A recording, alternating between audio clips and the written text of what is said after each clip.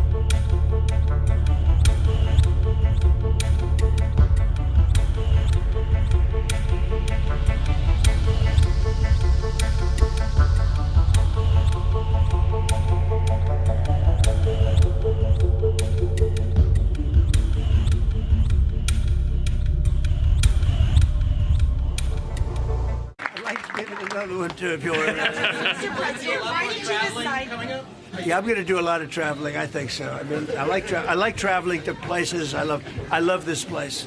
This was the beginning of my politics, right? That's right. And it treated me well right from the beginning. Mr. President, Mr. President, do you feel that the... Say what? Do you feel, Mr. President... Mr. President, why did you decide to shake up your leadership team in Minnesota and send Tom? I do that all the time. I shake up teams. Everybody here, these are a lot of owners of farms and places, and you shake up your team. If they can't do the crops fast enough, they go. Look, we have an incredible team. We did something that nobody said was possible. We didn't go back to Congress and ask for legislation. We closed the border, and in the last 8 months, they have, and this is actually hard to believe, nobody crossed the border, right? Nobody. They say nobody. I don't even know if that's possible. But, you know, it's Democrats that do the report. It's a very liberal group that does that report. It's a very important report. And for 9 months, I guess 8 months, 9 months, we have nobody coming into our country unless they come in legally. We want them to come in legally. You need people to work for you. But we did something that I would say people thought that was absolutely impossible, and we were able to do it. So we're very honored by what's happened to our country. In addition, we have $18 trillion coming in, building plants, building auto factories, building AI factories. Like no other country in the world has done what we've done in the last year. And I think it's the most successful first-term president. There's never been a year like this in the history of the country. For a president.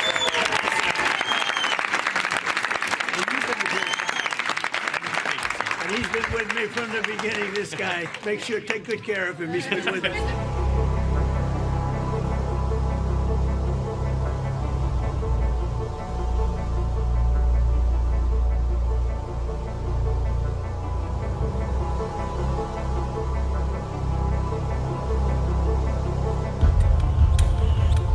Yep. What do you make of what's going on in Minnesota and how this is going to play out or impact the midterms? I mean, Trump's out there campaigning today. He's a brilliant campaigner. You know, he's good at energising his base. He's trying to turn the conversation and make it about the economy. But, of course, all this is going on.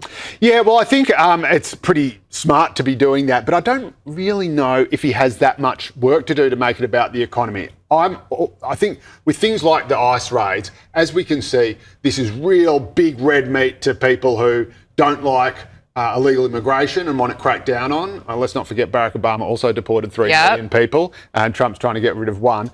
But it's also obviously a lightning rod for the activist left, right? So you've got the two sort of extreme wings of politics for whom this is just the biggest issue on the planet. For most Americans, it's not.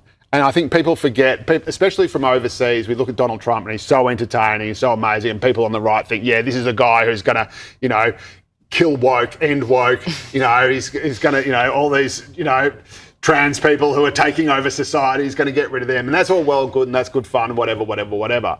But for most Americans, these weren't the issues that got Donald Trump elected. Donald Trump was elected because middle America was in a huge amount of economic pain after 4 years of Joe Biden. The inflation that we're suffering today... But he was elected on this, though. He promised to close the border. He promised to deport illegals. So the interesting thing is that once Trump got elected, suddenly, of course, his approval ratings go back down, as they always do, as happened last time, and as often happens with a lot of presidents. But the one thing that he was still backed on was stopping illegal immigration. That was, when he was down on every other metric, even handling the economy and everything, everyone said, no, the one good thing you are doing is closing the border. And frankly, it was an idiotic move of Joe Biden to open it again after he had the excuse. He could have said, oh yeah, of course, I love our, Hispanic brothers and sisters, but Donald Trump shut the border and now it's a bit hard to reopen, paperwork, blah, blah, blah. And you get the best of both worlds. You can blame all the bad stuff on the last guy, but you don't actually have to open the door to a sort of Pandora's box of problems that you then have to deal with later. But again, this is an economic issue because you have a huge amount of migrants coming in who are doing jobs, often in the sort of the grey market, if you like, cash jobs or whatever, often doing jobs for, often the cleaners and the pool guys for wealthy upper middle class socialists. And so, I don't think the ICE thing is going to hurt Trump at the midterms. I think if anything hurts him, it's the fact that while Trump is out there campaigning, of course, the people who are going to be elected are the congressmen and women. So, and so will that affect the get out the vote? The midterms obviously don't draw as bigger a get out as the presidential election. And that's what Donald Trump is really, really good at. He's good at getting people excited. I think the last time around he said, don't sit on get your ass off that couch and come out and vote for me. And America did. The numbers will be lower in the midterms. There's always a bit of a correction usually after a president has been elected. The pendulum often swings back the other way. And I think it will be on economic issues. And I think people are struggling in the US economically as they are here. So there might be a pushback against Trump or the Republicans, but it's not going to be because people are, people will say, oh yeah, they shouldn't have shot those poor innocent people, but what's in it for me? Am I going to be better off or not? I think that is the calculus that everyone makes, that the normal voter makes anyway. And it's the moral outrages for people who are already, politically very active and are never going to vote the other way anyway. Yeah, well, he's got till November to see if there's going to be a real turnaround with the economy. It seems like there's progress being made, absolutely. Whether people feel that, we'll wait and see. Yeah.